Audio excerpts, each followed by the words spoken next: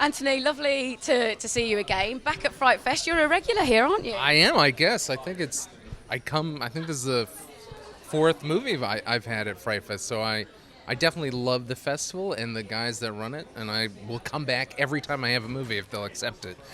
And your new movie that you've just made, tell us what was the kind of fruition of it, really? Well, the company that I did it with, Mar Vista Entertainment, they sent me the script, and so they were looking for a director who had some horror experience to do this slasher film, and I was excited because I've never done a slasher. It's just something that's in my blood when I grew up with, and something I've been just toying with for years, and finally one came along that I felt like had all the elements that I could create something iconic with, and create like an iconic villain with, which was important to me. And we've got a high school, it's based around a high school reunion, which is obviously very popular in America as well. So that's obviously what audience can connect with. I also kind of thought of Scream as well.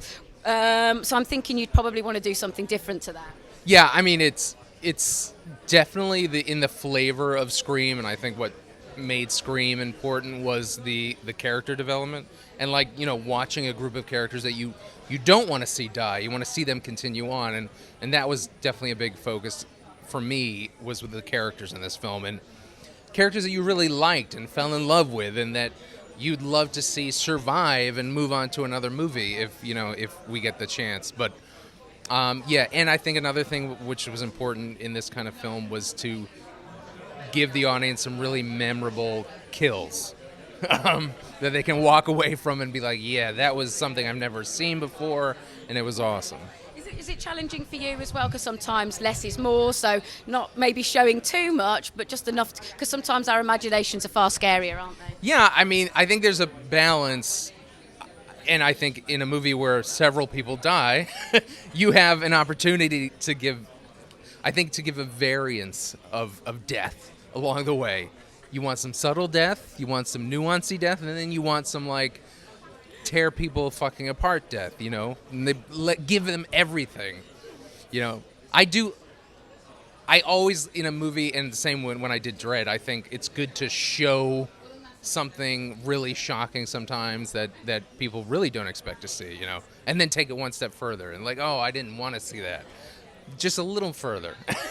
And with regards to casting, because you've got some big names in this as well, haven't you? Heather Morris, Jake Busey, Perez Hilton. Heather was someone that Mar Vista had brought up early on, and I met with her, and we just got along really well. And she's perfect for this type of character and the type of genre it is. She brings that just kind of flair and poppiness to it that we were really looking for. And then the wild card, of course, was Perez Hilton, who started out as an actor.